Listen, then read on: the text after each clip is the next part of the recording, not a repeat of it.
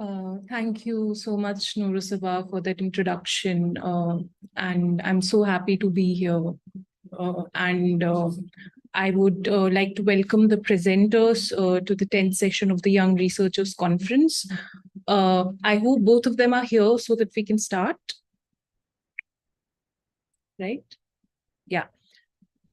So our first presenter is Rohit Prasad, whose paper is titled Handcrafted Memories, Remembering Voices from Shaheen Bagh and Bhopal Gas Disaster Through Avant-garde Feminist Media. Rohit Prasad is a PhD scholar in the Department of English at Jadavpur University, working on underground comics, zines, and their negotiations with gender. He also received an MPhil from Jadavpur University for his research on post-independence women cartoonists and their contribution to the visual political culture of the late 20th and early 21st centuries. So welcome, Rohit. Over to you. Thank you. Thank you for this opportunity. I hope I'm audible. Yes, you are. Okay. I'll quickly share my screen. Is the screen visible? Not yet. Now, is it visible now? Not yet. Okay. Just a moment.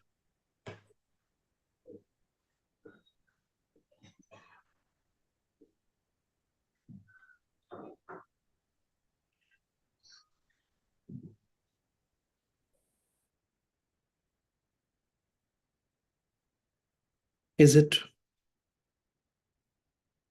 visible now? Can you see my screen? No, not yet, Rohit.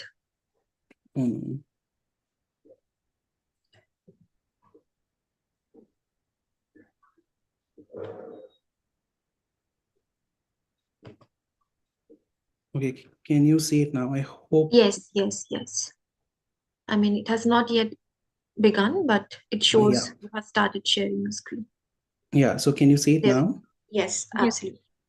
Okay.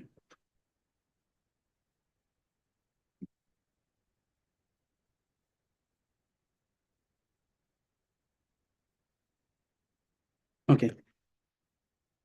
Yeah. So I'll start. The title of my paper is Handcrafted Memories, Remembering Voices from Shaheen Bagh and the Bhopal Gas Disaster Through Avant-garde Feminist Media. The Oxford English Dictionary defines the word remember as follows: to have or keep an image in your memory of an event, a person, a place, etc. from the past. To bring back to your mind a fact, piece of information, etc. that you know. To not forget to do something, to actually do something that you have to do. One only needs to examine the above definitions carefully to realize that the word remember is a verb. The act of remembering involves psychological and sometimes intellectual labor. How then can memory be an involuntary thought if it requires remembering? Authors Ledick Plate and Annex Melick are of the opinion that while memory may start as an involuntary event, it can turn into an act of active remembrance, even into a practice of remembering the act of memory itself. Bolstering their argument further, the authors declare that we must move beyond the traditional psychoanalytical distinction between two contrasting ways of bringing the past into the present, acting out and remembering, seeing them instead as a continuum. Unquote. Plate and Melick therefore theorize memory as a localized embodied practice, or rather as a performance. Here, they are influenced by philosopher J.L. Austin's particular notion of performative utterances. A performative utterance, according to Austin, is a speech act that enacts something rather than simply describing it. What Austin is trying to suggest here is that by enunciating certain words, we are enacting them, accomplishing them, or performing an action. For instance, words like promise, question, or admire are actually speech acts than mere words. In his theory of deconstruction, Derrida further radicalized this idea of language's performative nature. To Derrida, all discourse is iteration or the reiteration of previously stated thoughts and speech articulations, a repetition. The citational nature of language, said Derrida, makes it possible to interpret language as a performance in which variations emerge from language's ceaseless repetitions while meaning is perpetually postponed or deferred. In other words, meaning-making is a dynamic process that is arrived at through constant deferral of pre-existing signs, as the signified can never be attained. Drawing inspiration from both Austin and Derrida, post-structural theorist Judith Butler further politicizes this concept of linguistic performances by incorporating it into our everyday lives to delineate how gender and sex become social constructs that are formed via performative activities. Gendered embodiments, she maintains, are all acts of performance. Taking cues from Derrida, Butler goes on to argue that these performative acts need to be repeatedly carried out in daily life to make them appear natural or to normalize them as accepted gendered behaviors. However, Butler believes that it is precisely in these performances that one finds an opportunity for change and intervention, since each performance evinces the potential for change. Put simply, if all gendered dispositions are performances enacted and reenacted to elicit conformity, one could very well politicize them to suggest deviance and stimulate dissent. Butler's idea of performance as deviance or performativity can effectively be applied to memory studies to illuminate the subversive and mutinous potential of the act of remembering. If queer performances of gender can build resistance, then so can defiantly performed memories. The texts that I will discuss in the course of this paper deal exactly with this issue, performing resistance through the act of recalling and or remembering. In addition to this, the questions that I wish to address through this paper are: how do the booklets, artworks, media under discussion perform the past into the present, and to what ends? From whose perspective do the authors recall, and for whom do the texts recollect? Harsham Shaheen Bagh, one of the texts that I ruminate upon in this paper by Pratna Singh, is a collection of memorabilia, photographs, poems, drawings, and songs that the author acquired as testaments of the fight led by the women of India for more than 100 days at Shaheen Bagh or Falcon Park in Delhi against the Citizenship Amendment Act, a law passed by the BJP government on December 11, 2019, right after it had managed to secure a sweeping majority in the Lok Sabha. The law outlines the requirements for granting Indian citizenship to refugees from neighboring countries, with special focus on expeditiously naturalizing non-Muslim refugees from India's 3 neighboring Muslim-majority countries, namely Pakistan, Bangladesh, and Afghanistan. However, as most political scientists rightly point out, the complete thrust of the provisions mentioned in the CAA begin to appear clearer when they are viewed jointly with another legislation, the National Register of Citizens, NRC, whose implementation was rather strategically announced in the Parliament, which was coincidentally the same time when discussions on the non-implementation of the Citizenship Amendment Bill, CAB, were already doing rounds in the Parliament. The NRC mandated Indian subjects to prove their citizenship through consistent and exacting paperwork, which, in some cases, dated back generations. Funnily, the documents demanded for verification and scrutiny could not include passports, voter IDs, or the biometric national IDs issued by the Government of India. And those who failed to produce the documents would either be evicted from the country, forced to relocate, or sent to detention camps. As Amir R. Mufti rightly points out, what the CAA effectively attempted to do was this: the introduction of a religious element into the definition of citizenship itself, unquote, thereby attempting to decimate the revered clauses of secularism enshrined in the Indian Constitution, along with the equality clauses mentioned in Articles 14 and 15. The women of Shaheen Bagh, as Mufti infallibly points out, were quick to recognize this. Despite coming from relatively low socioeconomic backgrounds, the women of Shaheen Bagh seem to understand that the proposed citizenship policy marked a dramatic shift in the exercise of sovereign power in this constitutional republic that represented a serious danger not only to themselves, but in fact to the country as a whole. On the night of December 15, 2019, concerned by and agitating against the police brutalities leveled against the students of public universities, especially against young women from Jamia Millia in Delhi, the Muslim women of Shaheen Bagh, mostly housewives and elderly matriarchs with little knowledge in mobilizing protests, staged a dharna or sit-in, blocking one of Delhi's busiest thoroughfares, both exhibiting and reinventing the long-term feminist politics of communal solidarity and occupation. Another remarkable aspect about the protests at Shaheen Bagh is the creative or artistic output that the movement engendered. Women took to writing, mostly in the vernacular, be it letters, poems, or pamphlets, sloganeering, performing songs and acts, while the children who accompanied their mothers drew. These moments of collective struggle against a set of oppressive legislations were recorded by Singh in the form of photographs on a regular basis over those 100 days as she bypassed police barricades between Sarita Vihar and Shaheen Bagh every day to join the women at the protest site. However, in March 2020, the protests had to be stalled because of the nationwide lockdown implemented to prevent the spread of COVID-19 virus. Sadly, when Singh returned to the protest site 7 months later in October 2022, she was shocked to behold the shameful erasure and the consequent demise of the political movement consummated by the joint forces of authoritarianism and communal intolerance. Harsham Shaheen Bagh is, therefore, her attempt to try and keep the memory of the protests alive. The book begins with a hand-drawn map outlining the neighborhood and delineating checkpoints, barricades, and the various points.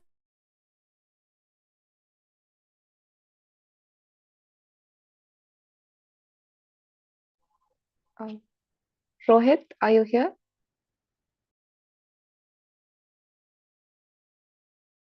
Yeah, his video is frozen. Some of these portraits are also superimposed on the photographs of the shawls and the veils worn by these women to evoke the camaraderie and kinship that form the essence of the protest. Carefully interspersed between these portraits are images of poems and letters that were written during the protest. One of the poems compiled in the collection is titled Sab Yaad Rakha Jayega, and it begins like this. सब याद रखा जाएगा, सब कुछ याद रखा जाएगा, तुम्हारी लाठियों और गोलियों से जो कत्ल हुए हैं मेरे यार, सब उनकी याद में दिलों को बर्बाद रखा जाएगा, सब याद रखा जाएगा, सब कुछ याद रखा जाएगा, और तुम सियाहियों से झूठ लिखोगे हमें मालूम है, वो हमारे खून से ही हो सही, सच जरूर लिखा जाएगा, सब कुछ याद रखा जाएगा. The translated version of these lines reads like, everything will be remembered, it will all be remembered, the murders you commit with your batons and your bullets, the memories shall destroy our hearts, my friend, everything will be remembered, it will all be remembered, you may make your lies permanent with ink, we will write the truth even if it takes our blood, everything will be remembered, it will all be remembered. Produced below, again, is a self-translated passage from a letter written by a woman named Nasreen to her children. And she writes, no one could forget the December 15th when college students were performing since morning, but no one could think of what happened to them.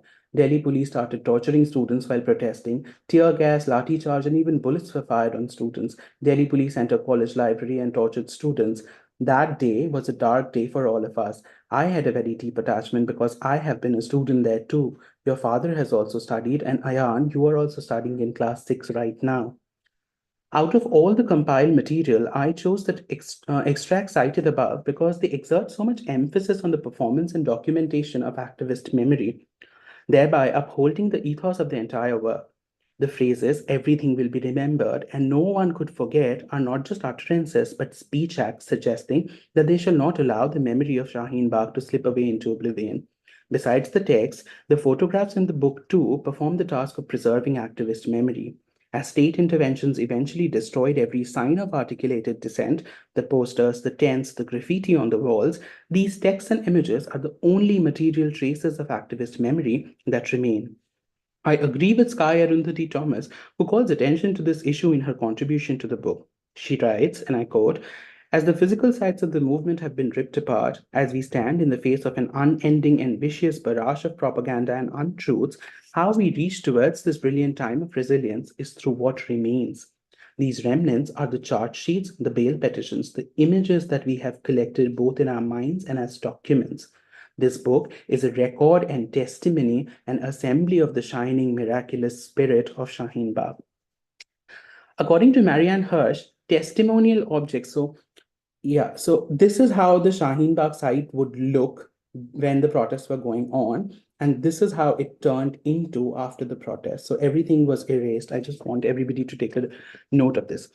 According to Marianne Hirsch, testimonial objects are things that carry memory traces from the past, to be sure, but they also embody the very process of its transmission. They testify to the historical context and the daily qualities of the past moments in which they were produced, and also to the ways in which material objects carry memory traces from one generation to the next. In its endeavor to materialize, archive, and thereby preserve the memories linked with the women of Shaheen Bagh, along with their quotidian tactics of resistance, Har Sham Shaheen Bagh becomes an object of testimony. It preserves a moment of dissent, a critical juncture in recent Indian history, which narrates how a non-belligerent sit-in led by the Muslim women of Delhi inspired the commoners of an entire nation to express dissent and disapproval at times of crisis when their democratic rights were being threatened. Talking of democratic rights being flouted, that too on sectarian grounds, brings to mind another incident in modern Indian history when the most cardinal of all fundamental rights, right to life, Article 21 of the Indian Constitution, was denied and to some extent is still denied to the minorities of Bhopal. Eyes Wide Shut is a booklet or zine by artist Kokila Bhattacharya commemorating the Bhopal gas disaster. The work, as its author describes it, is a collection of morose facts about a morose city. But besides being a collection of facts on the Bhopal gas disaster, the booklet also serves as a material document preserving traumatic memories long buried under the rubble of myths and accusations generated by state and capitalist authorities. The book is an illustrated account of the victims' never-ending fight following the Bhopal gas disaster in 1984. It's a gripping description of what happened on the dreadful night of 2nd and 3rd December 1984 when the MIC gas blanketed Bhopal and killed hundreds of people. It's an essential account that attests to the ongoing effects of the gas tragedy on the lives of the people of Bhopal and is replete with personal anecdotes of hopelessness and sorrow. There are sections in the book which link local memories of trauma engendered by the gas disaster to memories of global genocides and collective catastrophes spread across the 20th and 21st centuries. One such page in the book reads as follows. Never before in history, except in Hitler's gas chambers, have so many died at one time from exposure to industrial chemicals. Never before, except in Hiroshima and Nagasaki, have so many people been maimed by a man-made disaster. Never before have so many victimized people struggled for so many years in the face of repression and propaganda for justice, accountability, and the right to a dignified, disease-free life. Unquote. Forming an intertext with these lines is a visual towards the end of the book presenting a couple, suggestively European, waltzing away in the face of death. Their faces are covered with gas masks resembling the ones used by the soldiers during World War II. The greenish-yellow shadow cast by their bodies on the background is highly suggestive of the mustard gas that was extensively used as a chemical weapon during the Second World War. The comparison drawn between the deadly mustard gas and MIC is hard to miss. The parallels drawn with global catastrophic events like the Second World War associates the traumatic memories emanating out of Bhopal gas disaster with those caused by the war. In doing so, this work also raises serious questions on the silence surrounding the Bhopal gas disaster despite its sustained lethality. An important question to ask ourselves at this point is whether the silence around the gas disaster persists because much of the population affected by the leakage consisted of lower-class Muslims. Towards an aesthetics of the vanguard, remediating and archiving insurgent memories. And this is the final section.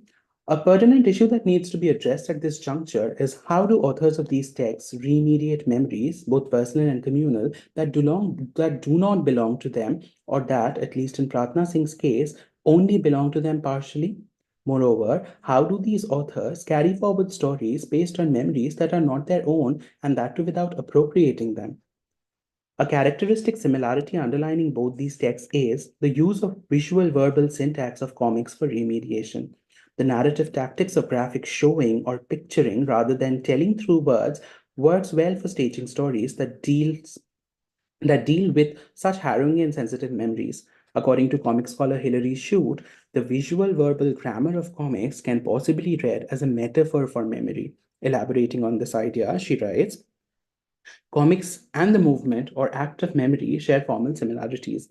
Images in comics appear in fragments just as they do in actual recollection. This fragmentation, in particular, is a prominent feature of traumatic memory. The art of crafting words and pictures together in a narrative punctuated by pause or absence, as in comics, also mimics the procedure of memory. Since both these narratives are composed using a visual verbal register that mimics the comics format, a language of delineation rather than simple verbal retelling, they can effectively communicate the multifaceted memories that they are dealing with without being intrusive. The visual verbal language used for narration prevents appropriation of memories that belong to a particular community of subalterns in India. Additionally, events and circumstances that are too intimate or emotionally overwhelming are replaced by silences. The silences in the text also provide breathing space to the readers for thought and reflection as they witness the deluge of memories that these works ambush them with. It's also worth noting in this context that the practice of documenting memories through self-produced or published media is not new to feminists. The zines produced by women associated with the radical movement in America, or the diaries of Anne Frank for that matter, or the political posters and pamphlets produced by women in post-colonial India offer a case in point. Both these authors, whose works have been discussed above, I argue, engage in similar creative and aesthetic practices. Both Pratna Singh and Kokila Bhattacharya build snippets of politically charged memories to amplify the concerns of marginal communities in India whose voices have been repeatedly unheard or deliberately silenced by mainstream media. Viewed in this light, creating and circulating both Harsham Shaheen Bagh and Eyes Wide Shut then becomes an act of resistance. The memories that these work sustain and endorse become effective counter-narratives to the sensationalized and de-radicalized versions of the political movement and the tragedy that exist in mainstream media. As such, these works become significant material documents that contest hostile framings and hegemonization of cultural history. Moreover, samizdat publications such as these also perform an archival function by preserving alternative histories of subaltern trauma and dissent, thereby stimulating micro-resistances at the grassroots level. It should not come as a surprise then if I insinuate that the aesthetic practices employed by both Bhattacharya and Singh must be read as an avant-garde venture. The term avant-garde, advance-garde in literary and art history is often used to designate the experimental, risk-taking, and revolutionary potential of modern writing and art. Avant-garde artists and authors deliberately set out to create and reinvent modern ways of doing art and writing by violating institutional and accepted methods long associated with canonized art and literature.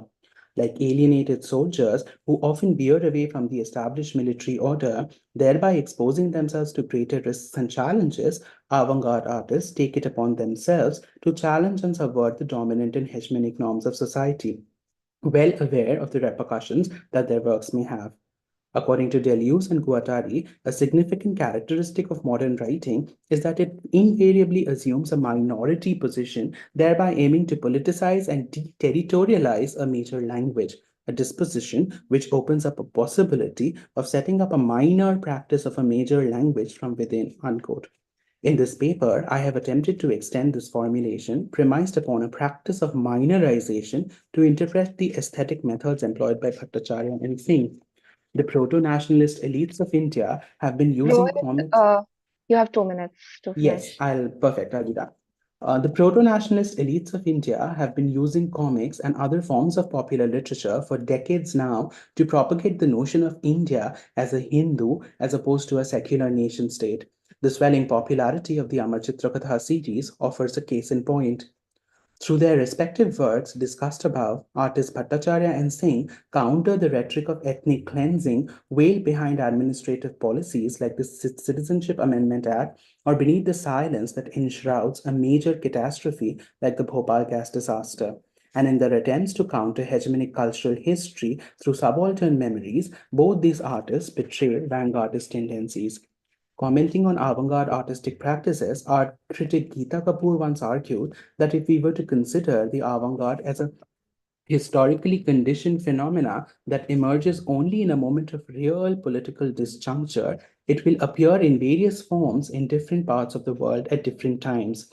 Considering the troubled state of affairs in the country today, where fascist regimes are trying to obliterate subaltern voices, whether it's the voice of Dalits, indigenous communities, women, queer gendered people, or religious minorities through violence and coercion in order to fashion a homogenized picture of the nation, vis-a-vis the contemporary attempts made by younger artists like Bhattacharya and Singh to resist continual attempts of cultural usurpation, I think the moment of another Indian avant-garde upheaval is now. In fact, it has already dawned. Thank you.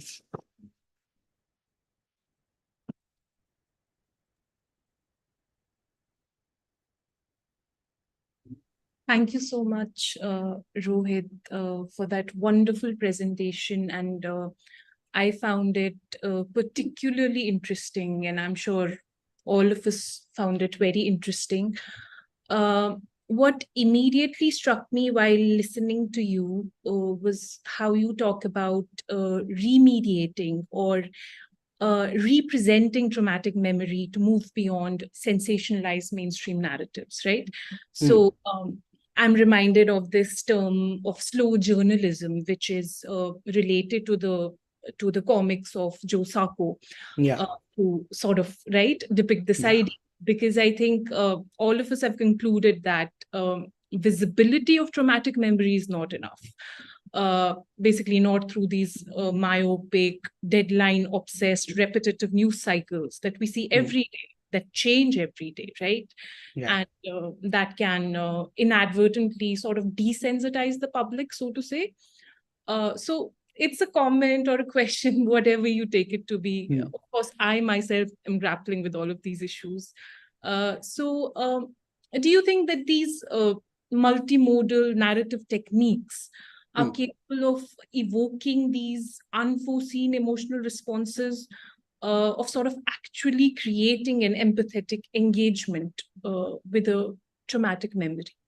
Thank you. Yeah. Yes. So I actually do think that, visual, verbal, or graphic narratives do have the potential of, invoking empathy in the readers. And I'm particularly reminded of Saila Ben Habib's comment, because I was working on another paper a few years back, and I came across it. And she says that, and she was talking about particularly the narratives of women and the violence that are cast on women's bodies. And she says that just speaking about these traumatic incidents it's not enough. One needs to document it, especially in the graphic form, because what you essentially do then is that you're also refraining, because you're depicting rather than telling it, you're also refraining from appropriating those narratives which are not yours in the first place. But at the same time, you're also creating a repertoire of these images which will communicate differently to different people in the audience. Because when you read comics, what happens is that it's not like a film where everything is shown to you. There are gaps. You need to step in those gaps. You need to fill those gaps with your own personal experiences, and then make sense of the entire narrative of all the images that are arranged in a sequence. You need to flip through the pages, make sense of every image, and see how it communicates to you. And because you need to constantly fill in those gaps with your own experiences of, you say, vulnerability, any kind of vulnerability, you then become, in a way, more, you take up a position of a survivor, or a person upon whom these multiple kinds of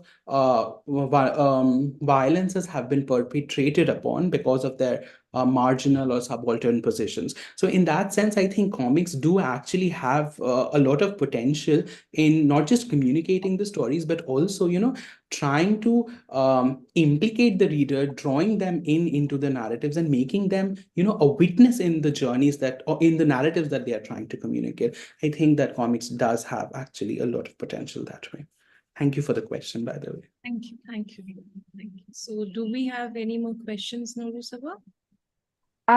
Yeah, there's this question from the audience. It's along the same lines as the one you asked, but it says, as we know, the 2019 protests came to be known in part for the widely public artworks, murals, etc., that played a role in giving voice to a rather silenced community. The texts that you have analyzed, such as Harsham Shaheen Bagh, seemingly have a far limited accessibility and is not really public access. Do you think that defeats the purpose of creating an effective counter memory? Or to put it in your words, for whom does the text recollect? Yeah, I think in fact, I was also grappling with this kind of a question when I first came across the book. I thought that if the availability of the book is restricted, then how will more people communicate to the memories that are being, contained in the book and disseminated.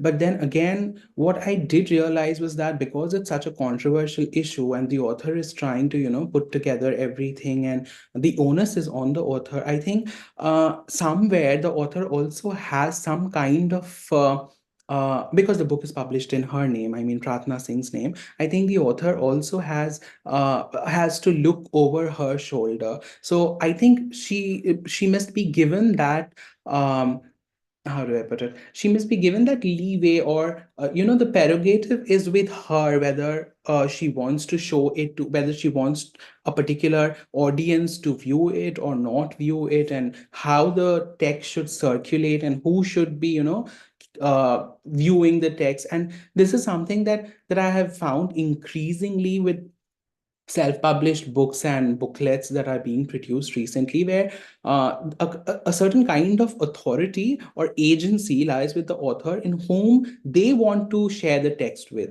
They might not be very comfortable with sharing the text with everybody, but again, because it's their work, I think they should be given the choice to navigate and to see what works well for them. Because in the end, with narratives such as these, where there is a little risk of, and I'm saying this from a little research as well, because there's a lot of censorship, if not direct, but also indirect, that is associated with, the kind of works, these works associated with works like these. So they also have to watch their back. So I think in that sense, I do agree that yes, the availability of the text is an issue. Not everybody can, it limits the purpose. Yes, it does. But then again, I think that it's also the author's prerogative. So yeah, I hope it does answer the question in some way. I think we have another question from Dr. Devaditya. Yeah. Hi. First of all, Rohit, terrific presentation. Thank you so much for it. That's a great work. So I just wanted to kind of wanted your response on a couple of registers that you use in your presentation. Right. So the first is, of course, the idea of the vanguard, and the second is the form that the avant-garde form. Right. So these are the two registers that I would just provoke some amount of comment or reaction on. Right. So how do you think, right? So this kind of a politics of vanguardism plays out. Right. So in trying to make a conduit out of, let's say, subaltern trauma, right? So and so how does the vanguard in the people who you are talking about, in the people whose work you are talking about, right? So how does the vanguard play out in representing subaltern trauma as a readable or an intelligible text, right? And isn't there a problem there that perhaps, I think you were trying to hint at, but perhaps it's something that needs to be I'm just provoking a response, right? So the second is about the politics of the avant-garde itself, right? So which again, right, as there's a lot of scholarship on the avant-garde form, right, or the form of the avant-garde itself, which is not necessarily what one can imagine as a subaltern form, right? So which is precisely counterposed against the popular or the mass, right? So why would you use, let's say, the form of the avant-garde to talk about, let's say, subaltern trauma or the representation of subaltern trauma? And these are just provocations, but I think terrific work that you're doing and so very necessary. Thank you for it. Thank you, sir. Thank you for your comment and your questions. I think what you are insinuating is the idea of the historical avant-garde, as in that happened in the West, or the avant-garde politics that is usually associated with the West. And I do completely acknowledge that, yes, there is, there was a kind of aristocracy, if I could use that word, associated with the historical avant-garde artists, and therefore it became difficult for people to associate. It becomes difficult for marginal narratives being associated with the term. But I think the primary function that the avant-garde artists perform, or art performs in general, is that it brings all those unbroachable, repressed topics out into the public in some kind of a cryptic form, if I could say so, but it does initiate a conversation. So in that sense, if we are talking about, taking the risk and trying to talk about things that are usually hushed up or people fear from broaching in the public, in that sense, I think these works are doing that. One, also two, I think that I was reading lately that most people in different parts of the world have appropriated the historical avant-garde, the idea of the historical avant-garde, and they have reconfigured it to, to stage their narratives of political unrest, or say different kind of marginal politics that's ongoing in different parts of the world, and different kind of people, and their negotiation with these problems that they are suffering with, be it on the basis of class or color or gender. So which is where I brought in this comment from Geeta Kapoor. Art critic Geeta Kapoor said that if the avant-garde is about broaching the issue of political disjuncture, then there is no one particular avant-garde. It will occur at different places and at different time frames. So I think considering the kind of considering the kind of a troubled state that we are in this country, not just now, but for the past few decades, I think that most people, because there's also, like I said, a lot of censorship above ground, people are taking more and more interest in producing narratives of themselves and their own stories through self-published artworks and media that they are creating, and they are trying to, in some little way, no matter how little it's worth, but in some little way, they are trying to contradict the meta-narratives. So in that sense, I was trying to associate these works with the avant-garde. I don't know if I've been completely able to answer that question, but I have tried to at least bring my perspective, that where I was coming from, why I have used the word avant-garde and associated that works with avant-garde or vanguardist tendencies. Thank you so much, Rohit, for answering those questions. Absolutely. I think, sorry. No, you've absolutely answered them. Thank you. Thank you so much. Thank you so much. I'm really happy. Gulbahar, I think we can move on to the next speaker now. Thank you, Rohit, for that wonderful conversation. And our second presenter is Jerin Jacob, whose paper is titled Revisioning Biblical Women, Retelling Memory in Jeet, Thayil's Names of the Women. Jerin Jacob is an educator of the International Baccalaureate Diploma Program, language and literature course, and a PhD scholar at Tata Institute of Social Sciences, Mumbai, working on documenting and analyzing contemporary retellings of biblical narratives in India. So welcome, Jerin. You can start. Thank you so much for the introduction. I'll just present my screen.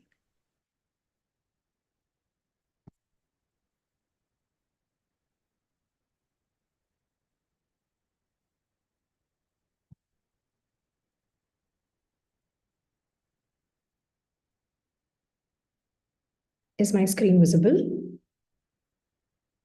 Yes, it is. Thank you. So my paper title for today is Redefining Biblical Women, Retelling Memory in Jeet Thayil's novel Names of the Women. Jeet Thayil, in his novel, reclaims and creatively retells the stories of 15 women characters from the biblical Gospels, thus challenging the systemic misogyny that has marginalized and misrepresented female characters in the New Testament conventionally, while also drawing from Adrian Rich's concept of revision. While Thayil's narration is both poetic and prosaic, it highlights the ages of mistreatment meted out to women and the social and institutional sanction provided for the same via incomplete or partial storytelling. Some concerns that surface within the corpus of studying biblical narratives or re-narratives are who speaks, who is kept back from speaking, who generates meaning, who cannot contribute to meaning making, who gains when meaning is created, can those at the margins speak, What is the language of those at the margins?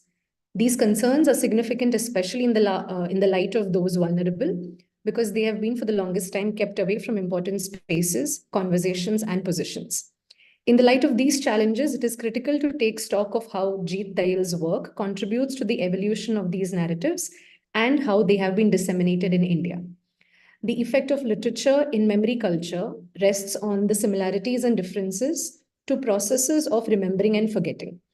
Firstly, literature and memory exhibit several noticeable similarities, and these include the forming of condensed memory figures and a tendency towards creating meaning through narrativization and genre patterns. So this kind of form giving or genre picking lie at the basis of both literature's and memory's world making. And literature is thus characterized by significant differences to other symbol systems of cultural memory, such as history, religion, and myth.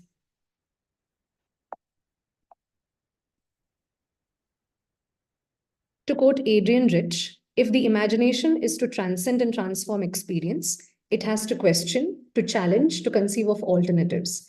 Nothing can be too sacred for the imagination to turn into its opposite or experimentally call by another name. The term revision is derived thus from Adrian Rich's essay, When We Dead Awaken, writing as revision, where revision is defined as, where revision is defined as a supplementary act of power, the act of looking back, of seeing with fresh eyes, of entering an old text from a new critical direction, which is for women an act of survival, because we need to know the writing of the past and know it differently than we have ever known it, not just to pass on a tradition, but also to break its hold over us.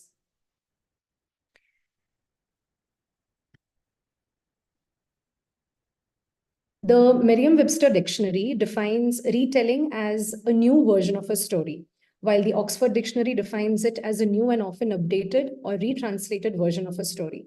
Now, reinterpretation, which is closely connected and almost synonymous with the concept of retellings, is defined as the action of interpreting something in a new or different light, using Gayatri Chakravarti Spivak's idea of putting together a paleonymy, that is a set of older meanings of or related to a concept.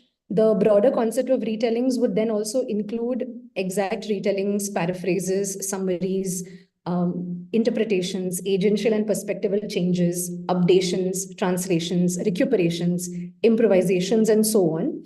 All of this within, around, and via popular culture, locally lived experiences, and others. From across the globe, we have engaged with different forms of myths, and these too have been retold multiple times and have evolved, thus establishing an innate human inclination towards mythology. While different kinds of myths have been revised, retold, and rewritten, they have also emerged as a result of their associations with other communities, as they, I quote, did in the light of greater understanding and growth in knowledge. In Paul Ricoeur's words, survivors of loss, I quote, undergo the ordeal of the difficult work of remembering, unquote. Ricoeur argues that repetition memory resists criticism, while a recollection memory, which follows the period of mourning and has its aim, as its aim the search for truth, is fundamentally a critical memory. Paul Connaughton argues that whatever is written down demonstrates a will to be remembered, such that texts transmit memory horizontally, that is across a generation, and vertically across generations, across later generations. In that light, these are some of the other texts that engage in a similar or different act of reinventing, revisioning, restoring of memory figures in conventional biblical narratives, but so within a non-Indian context. While bold in its imaginative breadth and compelling in its narratorial essence, Jeet Thayil's novel is a detailed work that employs restorative craft and creative reinvention. Names of the Women is classified as historical and biblical fiction and works at retelling the tales of women whose roles and tales were suppressed, reduced, or erased in their biblical representation.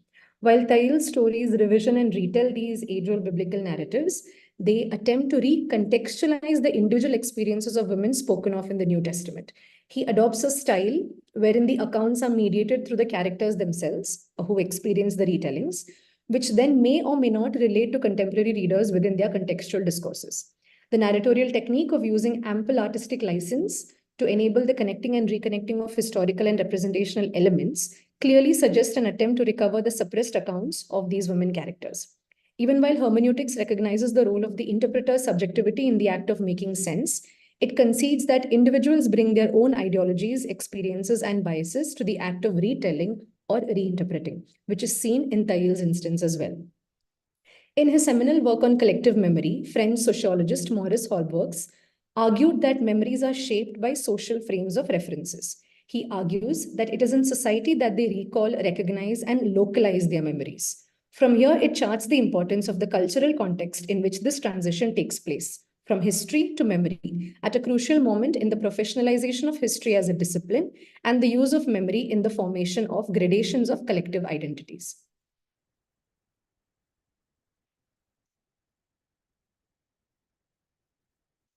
Memory as resistance is a trope in contemporary women's literature that seeks to explore the power that brings about active resistance inherent within narratives of collective yet personal memory.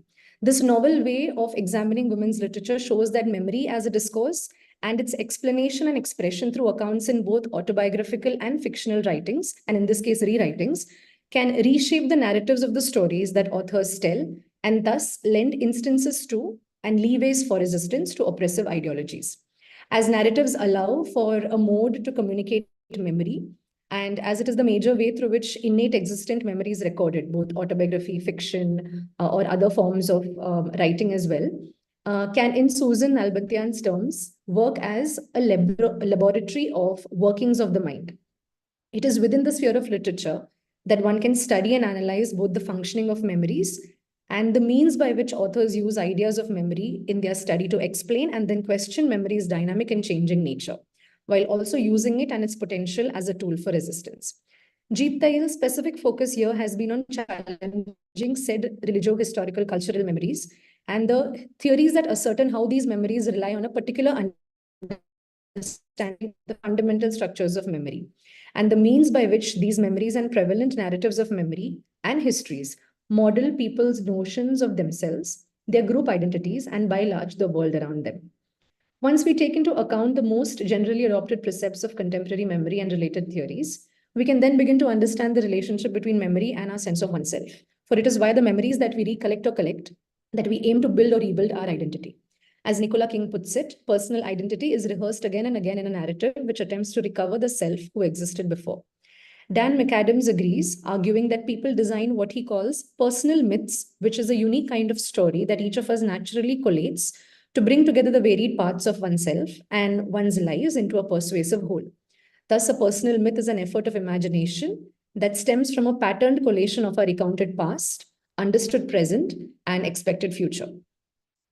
Mark Freeman asserts that our idea of our personal and collective identities is bound up with the stories we tell about the trajectory of our past. The narratives that we share and the many reiterations of the past that we personally and collectively share merge who we are as persons and as communities that recollect and remember, be they comparatively accurate historical reconstructions or depictions, or completely fictional versions of our lives and the past. In the portrayal of Old Mary, or the mother of Jesus, in the novel Names of the Women, Thayil writes, in the midst of the tumult that follows Old Mary's words, she sees it is a full day and more men have come into the house. She is seized with the knowledge of time passing, never to return. She has never before felt it with such intensity, that time is her enemy, her implacable enemy who will not be appeased. It fills her chest with dread, 2 fists of dread where lungs should be. Likewise, in the book Changing the Story, Gail Green records that to bring attention to the structures of fiction is also to draw attention to the conventionally followed codes that govern human behavior. Just as schemas fashion what we encode and aid us to complete the gaps of collective memory, so too do the kinds of narratives and schemas accessible to aid us to find our prospective memories and the means by which we narrate them. Similarly, Green also argues that these linguistic codes must be brought out so that one can see how they can therefore be changed.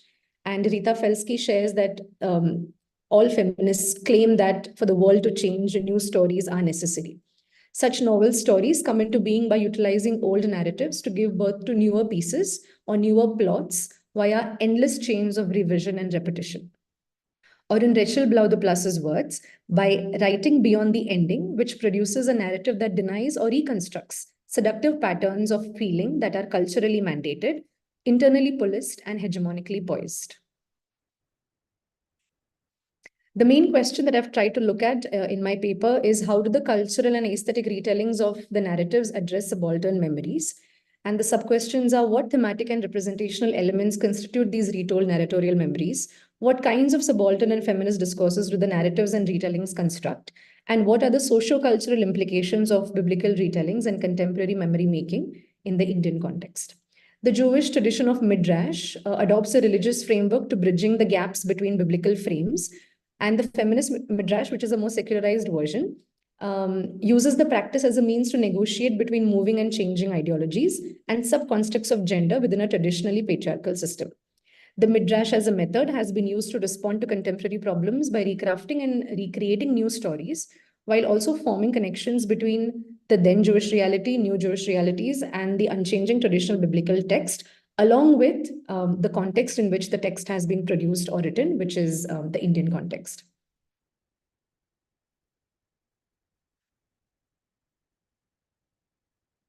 Key ideas in hermeneutics being the hermeneutic circle. This approach in the light of Thayil's work indicates that understanding names of the women as a novel involves moving back and forth between different parts of the novel and the whole text by itself as well. So the text of the novel along with its context being read in the light of the chapters dedicated to individual female characters and the larger novel. Why biblical stories are retold is important to consider in an attempt to analyze how conventional narratives are circulated among a present-day audience. The idea that conventionally told stories are meant to be handed down across generations is often held within abstractions of cultural literacy. And Stephens and McCallum opine that these narratives provide a cultural inheritance for social conditioning. As biblical narratives are often used for religious indoctrination, and the in-depth societal and religious conditioning that follows as a result may come across as being more evident than the ideologies innately constricted in narratives propagated for entertainment. Here, in Names of the Women, Thayil writes as Christ addressing Mary. As us, I quote, Mary, write that they nail the left wrist first. I continue, write Mary that everything follows from that moment, the death, the return, the centuries of turmoil and ecstasy. At the moment, I fell into a dream and the dream became real, thus coaxing the act of revisioning on the part of both the character and the reader. And then you came, Mary, with a sponge to clean my legs and put a drop of oil on my feet, as you had done in the life where I was whole. Even as some among the watchers commanded you to stop, and I told you to stop also, for I want you to listen as I say to you, that forgiveness is the recourse of the weak, and we are not weak, and we must not forgive. Now, this loop of storytelling and reimagining narratives under the scope of the text begins and ends with Mary portrayed as the primary reader and receiver of reimagination, as also the significant character reimagining all the other female characters, and thus far portrayed as re-imaging and re-narrating the experiences of biblical women to us. As Ernst Cassirer noted, every act of remembering is a creative and constructive process. It is not enough to pick up isolated data of our past experiences. We must really recollect them. We must organize and synthesize them and assemble them into a focus of thought. The selected elements must be formed in a particular manner to become an object of memory. Such formative processes can be detected in many media and practices of memory. They are also, and in fact primarily, found in literature. I'll briefly dwell upon three of these intersections. The first is condensation, which is important for the creation and transmission of ideas about the past. Second is narration, which is the structure used for creating meaning. And the third is the use of genres as culturally available formats across mediums and modes to represent past events and experiences. The androcity of the text hinders a just analytical study of women in the Bible. While the Bible focuses itself with the communal histories of its times and the portrayal of those that led the movements, women get left out naturally as they were not allowed to play a major role in the public institutions of the ancient times. Hence, women are hardly the major focus in biblical stories, and the stories by themselves never focus on the lives of women among women, to which the men then had little access. Finding out about the history of women characters in biblical times often meant digging out information that the otherwise androcentric authors either did not find interest in or did not find the necessity in communicating to their readers. Adrian Rich discusses this idea of writing by terming it as renaming, an act of power and intense liberation for those who exercise it. We read in Names of the Women in the chapter on Asya, the sister of Jesus. She dips into herself and creates a face that is exactly her father's, down to the sunken eyes and the soft white beard that hangs to his chest. The passage of the weeks and months she has been in this room are inscribed for all to see in layers of red. The early layers turning now into ochre, streaked by lumps of coagulate and clot. The tissue of which she is the mistress, the living tissue that is available to her only, measured in months. The texture of red marks, the gradation of color from within, and the ridges and valleys and faces on the wall populate her nightmares and dreams. To continue, my God is myself in you, my mother and my sister, Mary. Through these lines, we see how the symbol of menstrual blood is used as an act and a tool of recrafting memory. Jerin, you have 2 minutes to wrap up. Yeah. Through the lens of Asya as the female protagonist in this particular section of the novel.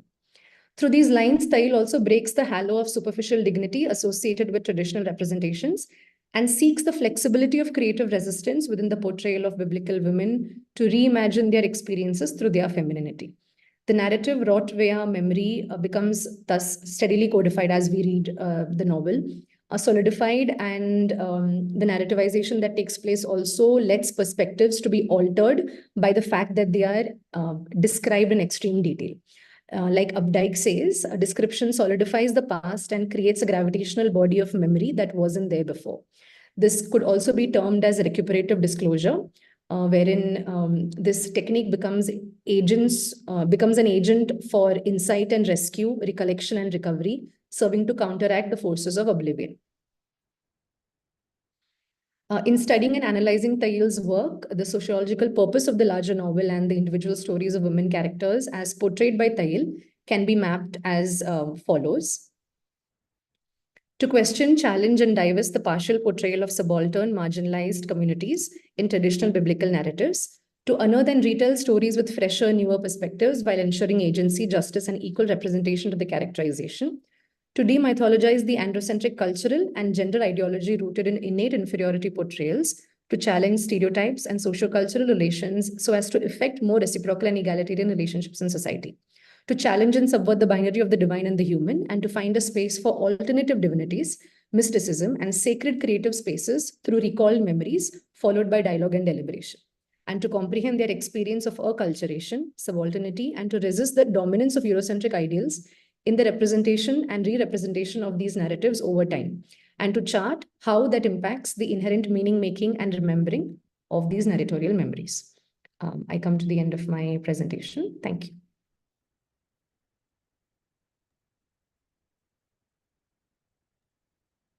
Thanks a lot, Jerin.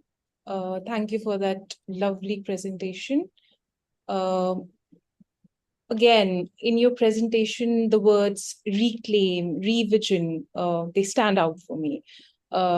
As you know, I think they're important for understanding this disruption in the process of signification, which is only shown through absences and sort of moving beyond dominant narratives and sort of articulating marginalized voices. As I see, your concern is not just with the stories themselves, but sort of with the interpretations, readings of these stories that, as they seem to make a sense of socially sanctioned behavior while producing norms of culture in the process. And there is sort of a concerted effort towards erasing certain narratives through a certain terminology, through a certain imagery, to sort of avoid implicating the powers that be. And of course, there is power in narrativizing these repressed stories. And so this is like a question or a comment. So do you think that sometimes these spaces of erasure, these fictionalized imaginative memories, like, can they become points of resistance, right? So that's my small comment. Thank you for the comment and the question. I mean, that is the point of a work like Thayil's Names of the Women as well. I mean, it is in itself an act of resistance.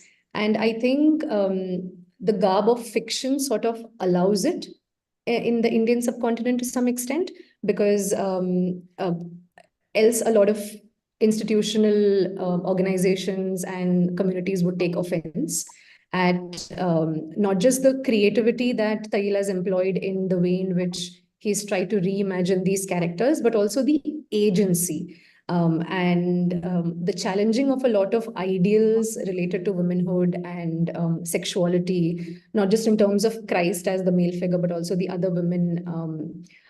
I mean, there's a lot of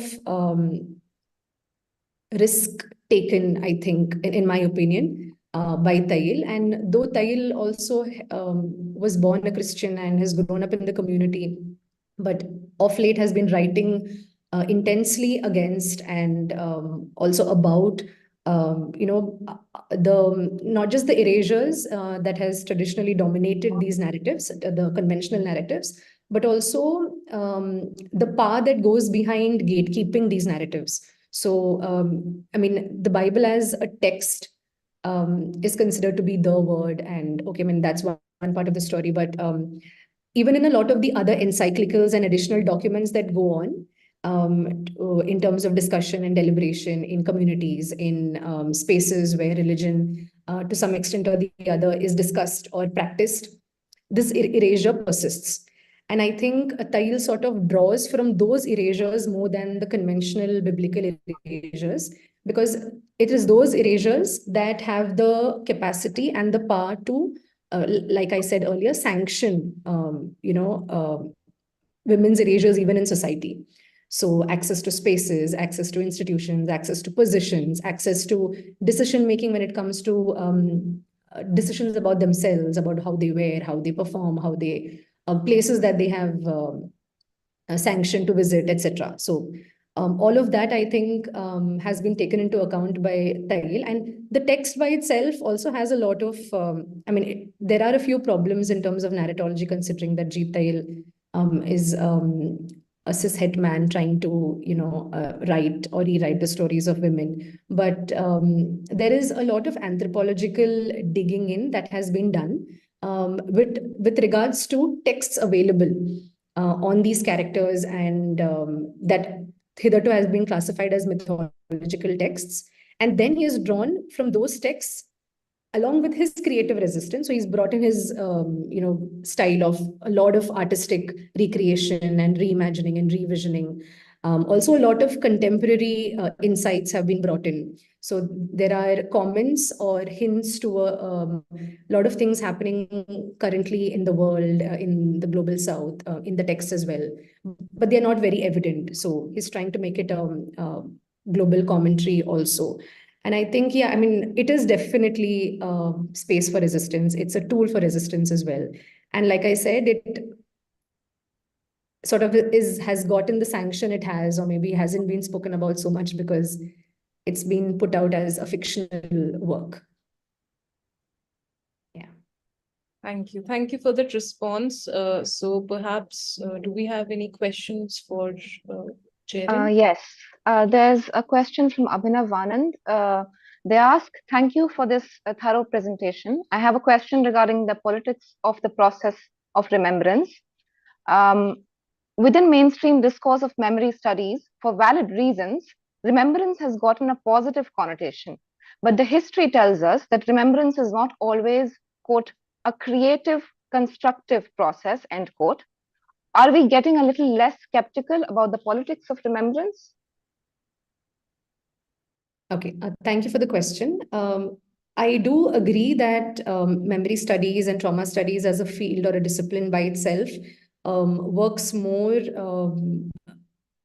with actual experiences of trauma, of memory making, memory keeping, etc.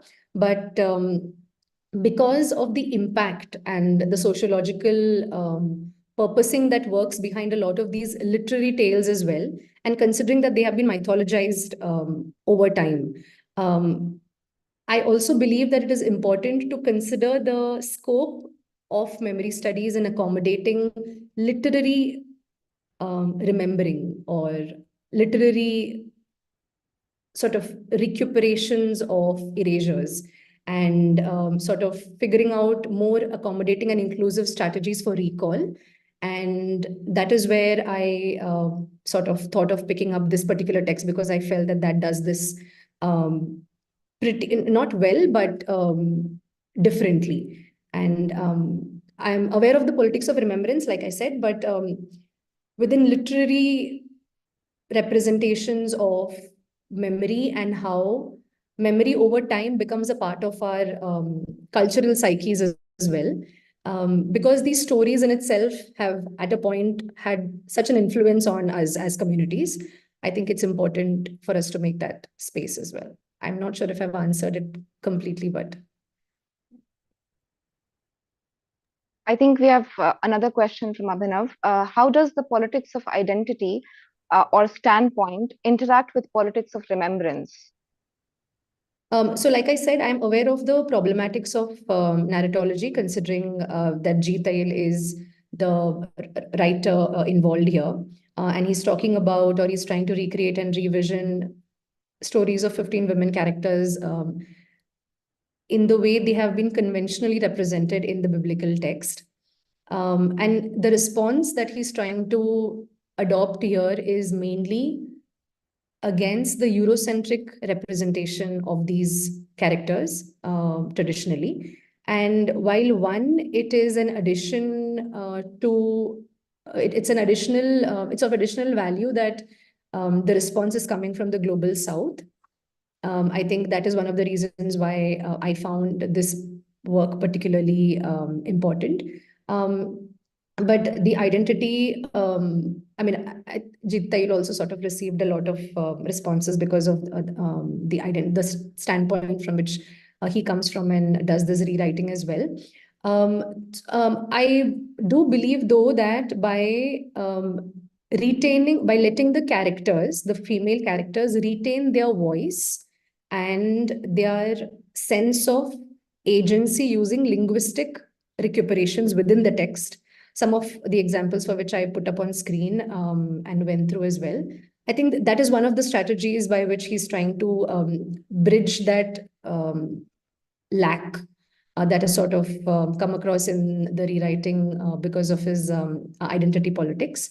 And the deliberate attempt by Thayil to also engage in a lot of anthropological research, which is also evident in the way in which the stories are written, and their history has been sort of put out for us in the text. I think that also sort of adds on to the recuperation bit. So the identity conflicts are visible to some extent, especially in terms of how absolutely marginal characters in traditional biblical representation, often characters who are not named, I mean, they're spoken about, but they have no names in the conventional biblical text.